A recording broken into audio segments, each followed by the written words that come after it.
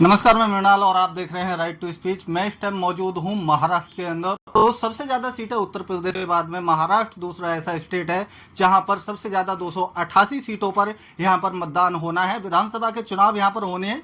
लोकसभा के बाद में अब विधानसभा का सिलसिला ये लगातार जारी है, क्योंकि अभी इससे पहले हरियाणा और जम्मू कश्मीर में इलेक्शन हुए हैं। उसके बाद में झारखंड और फिर महाराष्ट्र में एक साथ इलेक्शन की प्रक्रिया को कंप्लीट किया जा रहा है। तो फिर मैं यहाँ पर कवरेज पे पहुंचा हुआ हूँ और मेरे साथ में एनसीपी के लीडर राज अहमद मौजूद हैं, जो कि मुंबई कार्यकारी अध्यक्ष हैं। और फिर इन्हों से मैं विशेष मुद्दों पर बात करूंगा कि एनसीपी पार्टी की तरफ से इन्हों क्या प्रतिनिधित्व रहा, कितने इन्होंने उन जन मुद्दों को धार दी है। और फिर मैं बात करूं मुद्दों की, तो हालांकि आप किसी भी विधानसभा में चले जाइए, मैं महाराष्ट्र की बात करूं तो फिर यहाँ पर उद्धव ठाकरे ने कहीं तक बीजेपी के साथ में जाकर के एक साथ चुनाव लड़ने का काम किया। उसके बाद में समर्थन जो दिया था वो कांग्रेस को दिया था।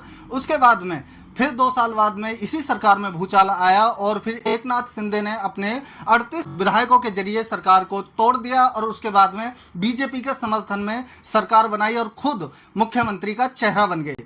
पिछले 3 वर्षों के कार्यकाल के बारे में अगर हम देखें तो कितने बदलाव हुए, तो इन्हीं सब मुद्दों को लेकर के मेरी इन्हों से चर्चा रहेगी। तो फर्स्ट तो सर हमारा नमस्कार है हमारे चैनल में आपको। नमस्कार।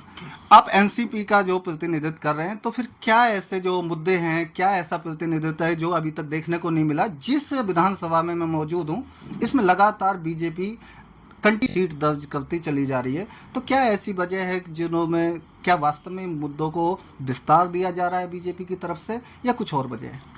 बीजेपी के प्री पॉलिसी है पहले से, लड़ाओ और राज करो, जो अंग्रेज़ों की पॉलिसी हुआ करती थी। इन्होंने हमेशा हिंदू और मुस्लिम को लड़ाने की कोशिश की। काम यहाँ पर मात्र का नहीं है। पिछले 15 साल में हमारे यहाँ लोकल आमदार जो है राम कदम जी ने बहुत सारे अच्छे काम किए। लोगों को यात्रा पे भेजा, लोगों को जान नमाज बांटी, लोगों को और बहुत सारे जो है जो उनके आमदार के इसमें आता नहीं है। जो मुद्दे थे मेन वो मुद्दे उन्होंने करने की कोशिश नहीं की। जैसे कि यहाँ पर कोई अच्छा एजुकेशन सेंटर होना चाहिए, स्कूल होना चाहिए। जो यहाँ पर क्या कई सालों से, तकरीबन 25 सालों से यहाँ पर का मुद्दा है बिल्डिंग का रीडेवलपमेंट का। यहाँ पर 1 से लेकर 28 बिल्डिंग है जो महानगर पालिका के कर्मचारी और प्राइवेट लोग रहते हैं, जिसके बार बार बोले जाने पर भी महानगर पालिका ने उस पर कोई ध्यान नहीं दिया। और न ही हमारे आमदार साहब ने किसी तरीके से, या इसके पहले जो कोटक साहब थे, खासदार थे और यहाँ के पहले के नगर सेवक थे, इन लोगों ने उसमें भ्रष्टाचार के अलावा दूसरा कोई काम नहीं किया। बिल्डर को दबा के पैसे लिए गए, बिल्डर से पैसे नोचे गए और कोई काम नहीं। आज तकरीबन 10 महीने से ज़्यादा हो गया है यहाँ पर जो बिल्डिंग का काम के लिए सिर्फ फाउंडेशन का भी काम अभी हुआ नहीं है, सिर्फ तोड़ के सफाई की गई है। 6 बिल्डिंगों को हटा दिया गया, जिसके अंदर इनका वादा था पिछले टाइम में कि हम इसको जल्द से जल्द इस बिल्डिंग को, पहला 3 बिल्डिंग तैयार करेंगे, जो बाकी के 28 बिल्डिंग के लोग उनको वहाँ पर ट्रांसफ़र किया जाएगा, फिर बाकी का एरिया खाली किया जाएगा। लेकिन वैसा कुछ भी नहीं हुआ। इसके पहले भी हमारे माननीय खासदार संजय दीना पाटिल साहब ने और इधर यहाँ के उपायुक्त थे जो है वो, और सहायक आयुक्त, इनकी मौजूदगी में हमारी मीटिंग भी है म्यूनसिपल कॉरपोरेशन में, एनवार्ड में। लेकिन इन लोगों ने कोई भी अभी तक काम नहीं हुआ। बस सिर्फ लोगों को दिखाया जा रहा है और लोगों को हटाने की कोशिश की गई। यहाँ का विकास नाम के लिए भी विकास नहीं हुआ है।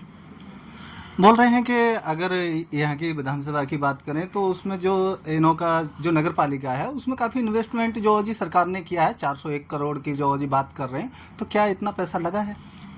बिल्कुल, पैसा 427 करोड़ रुपया यहाँ पर महानगर पालिका और महाड़ा से मिलकर यहाँ पर आया है, जो आमदार और नगर सेवक लोगों ने आपस में बांट के ले लिया है।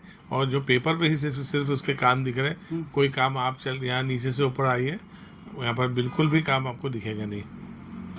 पानी की समस्या अहम समस्या रही है आपके क्षेत्र में। हालांकि पूरी मुंबई की ही हम बात करें तो पानी की हमेशा से ही किल्लत रही है, किसी भी सरकार की बात रहो, क्योंकि आबादी बढ़ रही है। लेकिन जो ढांचे की जो बात की जाती है, अभी मैं जो मीटिंग में था तो वहाँ पर भी मुद्दा उठा था कि उन्होंने कहा था कि 6 इंची के पाइप के जरिए सप्लाई को देना आज की डेट में पॉसिबल नहीं है, क्योंकि 90 का दशक है, 2000 का दशक नहीं है ये। हम लोग जो 2024 में हैं, तो कहीं तक इस पर जो संज्ञान लेना चाहिए। बिल्कुल लेना चाहिए। देखिए, ये वार्ड नंबर 124 में आज 45,000 लोगों की आबादी है ये महानगर पालिका के जो आंकड़े बता रहे हैं कि 45,000 लोगों की आबादी है, 45,000 लोग वोटर है। उसके अलावा जो जनसंख्या बाकी जो है, जैसे 18 साल से नीचे लोग हैं, उनका अगर मिला दिया जाए तो कम से कम मैं समझता 70,000 के आसपास लोग यहाँ रहते हैं। और उसके बीच में 6 इंच की पाइपलाइन में पानी जा रहा है और पानी मिलता नहीं। लोग, आप यकीन मानेंगे, आपको मैं दिखा दूंगा। अभी कल ही कुछ लोग आए थे एक बोतल में पानी लेके कि आप देखिए पानी का, और उसको सूंघा नहीं जा सकता, तो पीना तो दूर की बात है। तो महानगर पालिका से हम अक्सर फाइट करते आ रहे हैं कि किसी भी हालत में यहाँ पर पानी की नई लाइन आना चाहिए, साफ़ सुथरा पानी आना चाहिए। और पानी, वॉशरूम, ये हमारा अधिकार है। मोदी जी भी कहते हैं हर घर पानी मिलना चाहिए, हर घर टॉयलेट आना चाहिए। तो कब आएगा? क्या 2050 में आएगा, जब से मोदी जी रिटायर हो जाएंगे, दूसरे और पीएम आएंगे, तब आएगा?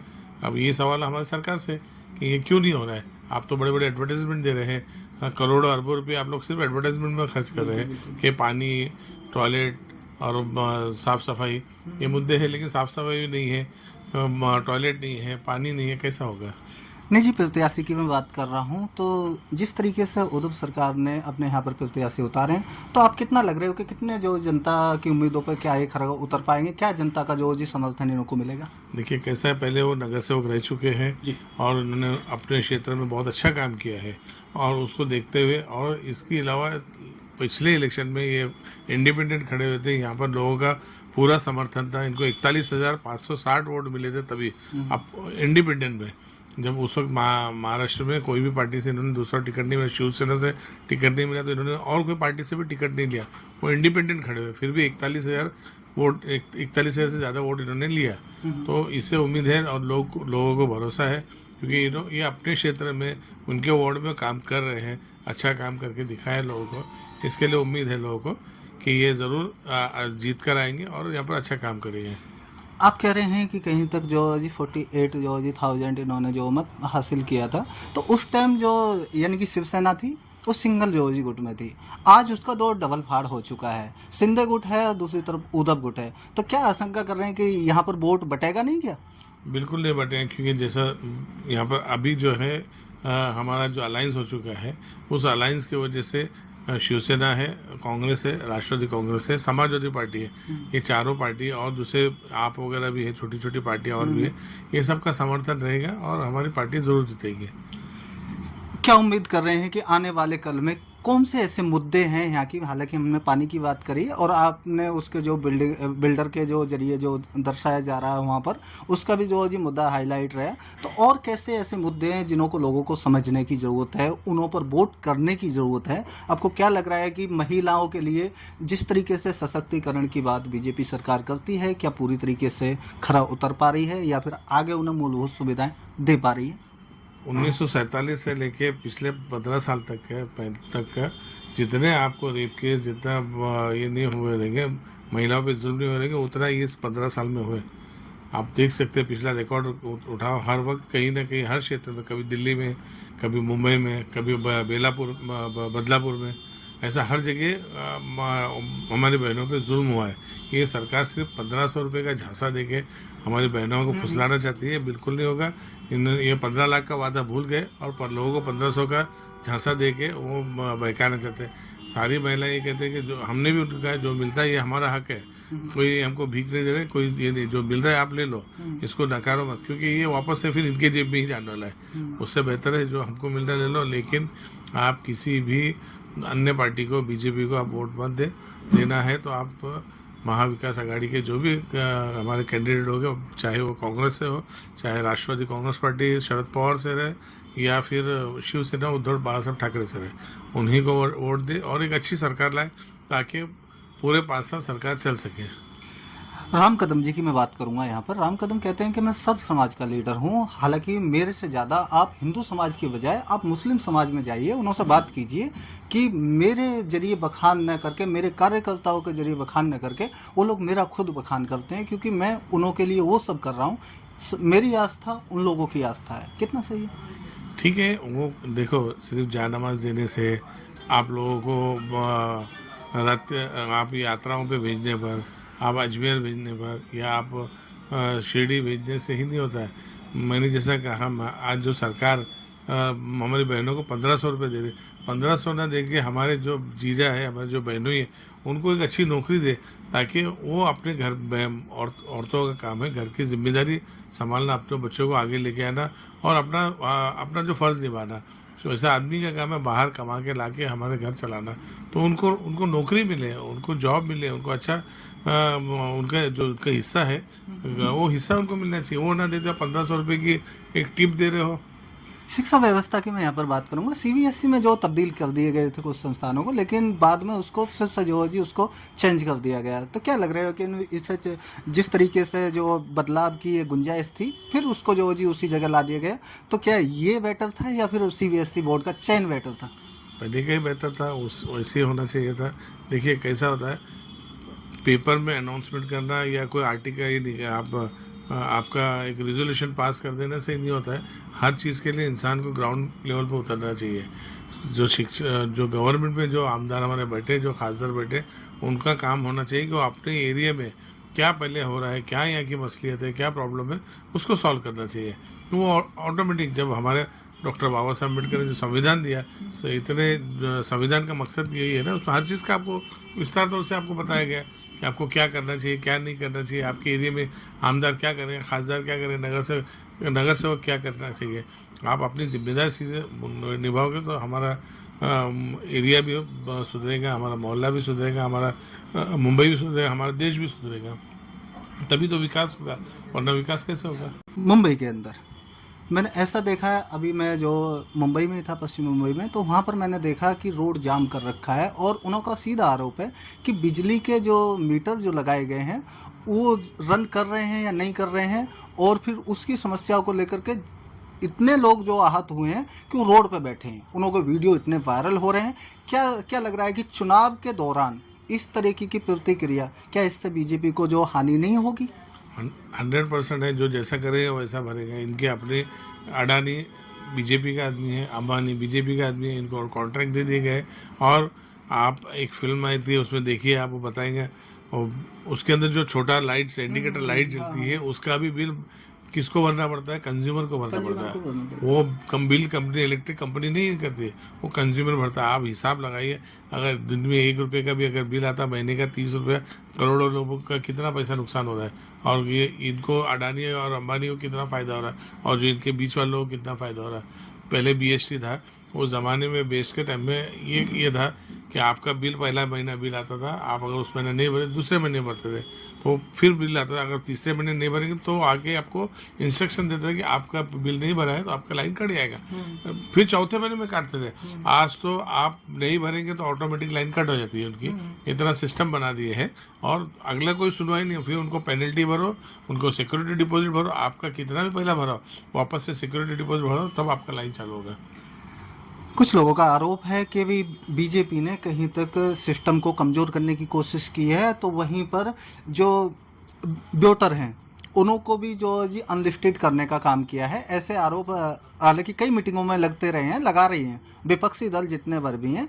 वो ये कह रहे हैं कि भाई मुस्लिम समाज को ही नहीं, सब समाज की बात कर रहा हूँ मैं, कि उन्हों के नाम कटने जैसी जो जी, क्या ये अफवाहें हैं, क्या वास्तव में ऐसा जो हुआ है? हकीकत है, हमारे ऑफिस से वोटर कार्ड बनते हैं, हमारी खुद की एक टीम है, बाकायदा हर दिन यहाँ पर कम से कम 10 से 15, 20, 25 वोटिंग कार्ड बनाए जाते हैं। लेकिन हम जब, मेरे पास पूरी यादी है रखी हुई है, आपको दिखाऊंगा।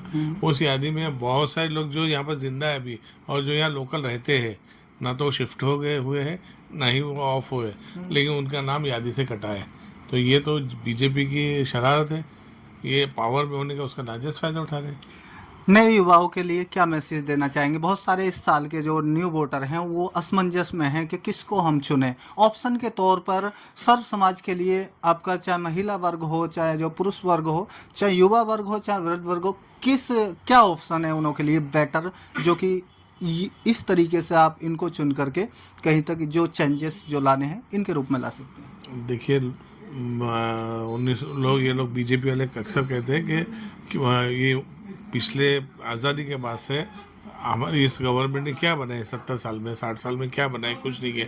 तो मैं बताना चाहूँगा, तो सुई से लेके रॉकेट तक का सारे चीज़ों के डेवलपमेंट हमारे कंट्री में हुआ है। पंडित जवाहरलाल नेहरू से लेके इंदिरा गांधी, बाद में मनमोहन सिंह तक का लोगों ने काम किया है और अच्छी तरीके से काम किया है। इन्होंने कुछ नहीं चला तो लास्ट में और जातिवाद करा के और हम मुसलमान और हिंदू भाइयों को लड़ाने की कोशिश की। तो हमारे लोग समझदार हैं, हमारी बहनें समझदार हैं, हमारे बच्चे समझदार हैं कि हमको क्या करना चाहिए। हम कुछ भी हो जाए, आप पड़ोस का मेरा हिंदू भाई है तो उसकी मदद के लिए हम जाते हैं, और हमको तकलीफ है तो वो आता है। तो आज की तारीख में ये नहीं सोचना है कि हम बीजेपी हिंदूवादी पार्टी को वोट दें या समाजवादी को या राष्ट्रवादी को। हमको ये देखना कौन सा पार्टी देश के हित में है, कौन सी पार्टी के लोग देश के लिए काम कर रहे हैं, कौन से पार्टी से हमारा फ़ायदा होगा, उसी को जिताएंगे तो बेशक हम आगे जाएंगे। तो इसके लिए एक ही पार्टी है मेरे हिसाब से, आज महाविकास आघाड़ी है, जिसके लिए हम सब दिन रात काम कर रहे हैं। आप लोग भी काम करके महाविकास आघाड़ी को आगे लाइए। हमारे अभी पहले हमारे संजय पाटिल थे जो खासदार बनाए, सारे लोगों ने मिलकर मेहनत की और सारे लोग सुबह 6 बजे से लेके जो निकलना शुरू हुए तो शाम को 5 साढ़े 5 बजे तक लाइन में खड़े रहे। तो तभी भी हमने आह्वान किया था कि देखिए जिस तरीके से दिवाली, ईद होती है, जो 2 त्यौहार होते हैं, हम हर दिन सुबह इस प्रोग्राम करने में सुबह जल्दी उठ के नहा धो के नमाज के लिए जाते हैं या आरती पूजा करते हैं। तो उसी तरीके से ये भी एक हमारा त्यौहार है, ये हमारे आज़ादी का त्यौहार है, हमारी आज़ादी को कायम रखने वाला त्यौहार है। इस त्यौहार को भी आप बनाए, सुबह जल्दी उठिए, नहा धो के फ्रेश होके पहले जाके अपना मत डालिए। बाद में अपना मत होने के बाद आपके रिश्तेदार, अपने पड़ोसी, अपने घर के जो लोग हैं उन सबको कहिए, रिक्वेस्ट कीजिए, उनको लेके जाइए सेंटर तक, उनको पहुँचाइए। अगर हमारी जहाँ मदद लगे हमें याद कीजिए, हम आपके साथ हैं। हमारी गाड़ियाँ हैं, हमारे ट्रैवल रिक्शा है वगैरह, बहुत सारी चीज़ें हमने सुविधा कर रखने वाली है, जिससे कि लास्ट टाइम में भी रखे थे। हमारी सारी सुविधा रहेंगे, हमारे कार्यकर्ता रहेंगे। आपको घर तक जैसे कोई सीनियर सिटीजन है जो नहीं जा सकते, उनको भी ले जाने का हमने बंदोबस्त कर रखा है, उसके लिए भी हम काम करेंगे। हम आपको मतदान केंद्र तक लेके जाएंगे। अगर आपका नाम नहीं मिलता है तो हमारे पास आइए, हम आपको अभी से आपकी वोटिंग लिस्ट बना के देने का काम हमने शुरू किया है। जिसका भी वोटर लिस्ट में नाम नहीं मिल रहा है या नहीं आया, वो अपना फिर से वोटर कार्ड लेकर आए। हम अपने पास से कंप्यूटराइज जो यादी है उससे उसका नाम निकाल के उनको प्रिंट आउट देना चालू किए। आप आइए, हम आपकी सेवा के लिए तैयार हैं और अपने इस त्यौहार को ज़ोरों शोर से मनाइए और जल्द से जल्द इसको अपना काम को पूरा करें। तो देखिए बहुत सारे मुद्दों पर मेरे से इनकी चर्चा हुई और फिर इन्होंने बड़ी बेबाकी के साथ में जितने भी आरोप विपक्ष की तरफ से लगे थे, एनसीपी पर लगे थे या फिर एनसीपी ने बीजेपी के ऊपर जो भी लगाए थे, तो आरोप प्रत्यारोप की ये प्रक्रिया जो लगातार जारी है और फिर ये ऐसे ही कंटिन्यू बनी रहेगी। 20 तारीख को यहाँ पर जो पोलिंग है और उसी को लेकर के हम इनसे विशेष मुद्दों पर चर्चा कर रहे थे, क्या ज़रूरतें हैं और फिर युवा वर्ग को किधर वोट करना चाहिए और फिर पब्लिक को एक बार सोचने का जो मौका मिलना चाहिए। तो इसी के साथ में बने रहिए, मृणाल के साथ में मिलेंगे किसी नेक्स्ट वीडियो में। तब तक के लिए जय हिंद, जय भारत, धन्यवाद, आभार, थैंक यू।